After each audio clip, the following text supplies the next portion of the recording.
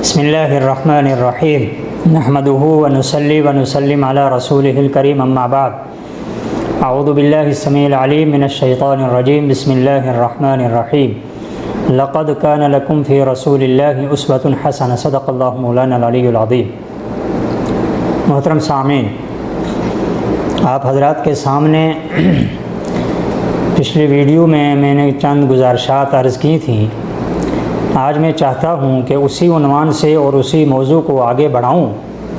उससे पहले चंद गुजारिशात आपकी खिदमत में हैं कि जिस साथी ने भी अभी तक हमारे इस चैनल खाकसार टीवी को सब्सक्राइब नहीं किया, वो हमारे चैनल खाकसार टीवी को ज़रूर सब्सक्राइब करे, शेयर करे, लाइक करे और घंटी के बटन को क्लिक करे ताकि आने वाली हर वीडियो सबसे पहले आपके पास पहुंच सके। और अपनी कीमती आरा से भी हमें नवाजें ताकि हम अपने चैनल को बेहतर से बेहतर बना सकें।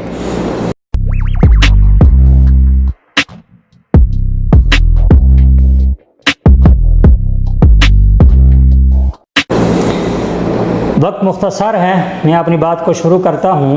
पिछली नशिस्त में मैंने उलमाए किराम से, तलबाए किराम से काम के मुताल्लिक कुछ बातें की थी कि किस तरह हम अपने हाथों से काम करें और हुनर सीखें और काम में किसी किस्म की शर्म महसूस न करें। आज मैं चाहता हूँ कि इसी मौजू को आगे बढ़ाऊँ और उसके लिए जो मेरे और आपके लिए आइडियल बनाकर अल्लाह जल्ल शानहू ने शख्सियत भेजी, जनाब नबी अकरम सल्लल्लाहु अलैहि वसल्लम, और कुरान करीम में फरमा दिया लक़द कान लकुम फ़ी रसूलिल्लाहि उस्वतुन हसना, कि नबी करीम सल्लल्लाहु अलैहि वसल्लम आपके लिए उसवा हसना बनाकर भेजे गए हैं। तो जहाँ हम नबी करीम सल्लल्लाहु अलैहि वसल्लम की सीरत के और पहलुओं को उजागर करते हैं, वहाँ इन पहलू को भी उजागर किया जाए कि नबी अलैहिस्सलातु वस्सलाम की ज़िंदगी के आपने मशागिल क्या थे। जहाँ आपने नबूवत के फ़राइज़ अंजाम दिए, वहाँ माश के एतबार से और रिज़्क़ के एतबार से आपने क्या क्या मेहनतें की। तो उसमें तारीख़ की किताबों में देखकर पता चलता है कि हुज़ूर नबी करीम सल्लल्लाहु अलैहि वसल्लम बचपन से ही शुरफ़ाए मक्का के साथ बकरियां चराने के लिए चले जाया करते थे। और हदीस में यूँ आता है कि जितने भी अम्बिया अलैहिमुस्सलातु वस्सलाम मबूस हुए हैं दुनिया में, तमाम अम्बिया ने बकरियां चराई हैं। और जब नबी करीम सल्लल्लाहु अलैहि वसल्लम जवानी की उम्र में को पहुँचे हैं, बल्कि अभी लड़कपन की बात है, 12 या 15 साल की उम्र में नबी करीम सल्लल्लाहु अलैहि वसल्लम ने तिजारत के लिए शाम का सफ़र किया है और फिर यमन के कुछ इलाकों का भी सफ़र तिजारत की गर्ज से नबी करीम सल्लल्लाहु अलैहि वसल्लम ने किया है। और फिर बहरीन का सफ़र भी नबी करीम सल्लल्लाहु अलैहि वसल्लम ने तिजारत की गर्ज से किया है। इन सब से पता चलता है कि हम भी अपने मुल्कों को अगर छोड़कर दूसरे मुल्क में जाते हैं और अपनी तिजारत के लिए, अपने बिजनेस के लिए, अपने रिज़्क़ हलाल कमाने के लिए, इसमें अगर हमारी भी ये नीयत हो कि एक तो हम रोज़ी कमाएंगे और रिज़्क़ हलाल अपने बच्चों के लिए कमाएंगे, दूसरे हम इस गर्ज से जा रहे हैं कि ये मेरे प्यारे हबीब सल्लल्लाहु अलैहि वसल्लम की सुन्नत है, तो मेरे भाइयों ये हमारा आना भी अजर व सवाब से खाली नहीं होगा।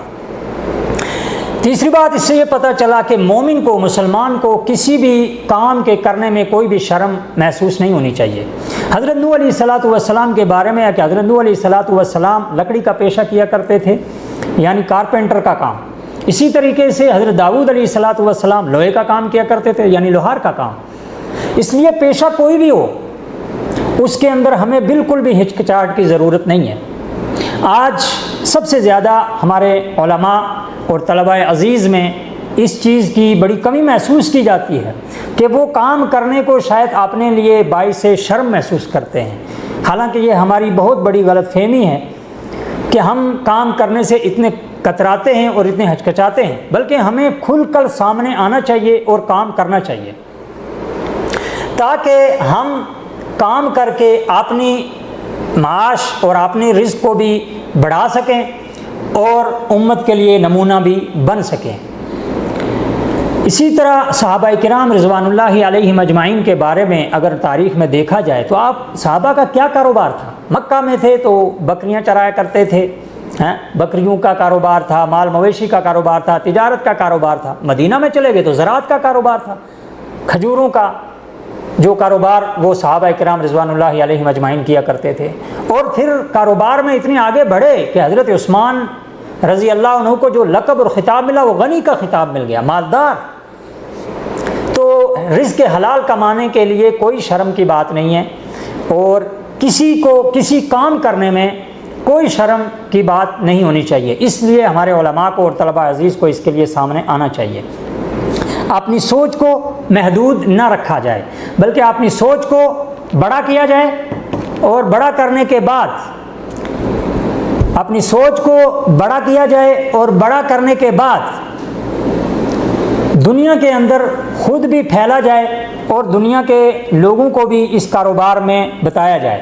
دوسری بات، اگر علماء اور طلبہ عزیز اس کام میں لگیں گے، تجارت میں، زراعت میں، تو پھر وہ لوگ جو مدارس سے دور ہیں، جو دین سے دور ہے، جو عوام الناس ہے، ان تک بھی تجارت کے صحیح اصول، زراعت کے صحیح اصول، جس طرح حدیث میں آتا ہے کہ کھیت میں کام کرنے والے کئی سارے لوگ ہوں، اور جب اذان کا وقت ہو جائے ان میں سے ایک آدمی اٹھ کے کھڑا ہو جائے اور وہ اذان دے، باقی سارے مل کر جماعت کی نماز ادا کریں کھیت میں۔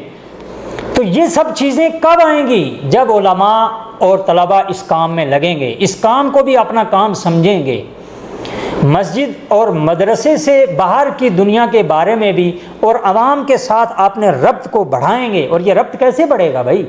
یہ ربط اسی طریقے سے بڑھے گا، ہم تجارت میں ان کے ساتھ رہیں، ہم زراعت میں ان کے ساتھ رہیں، ہم کام کاج میں ان کے ساتھ رہیں، ہم مزدوری میں، ہر پیشے میں ان کے ساتھ رہیں گے، تو ان کے ساتھ یہ ہمارا ربط بڑھے گا۔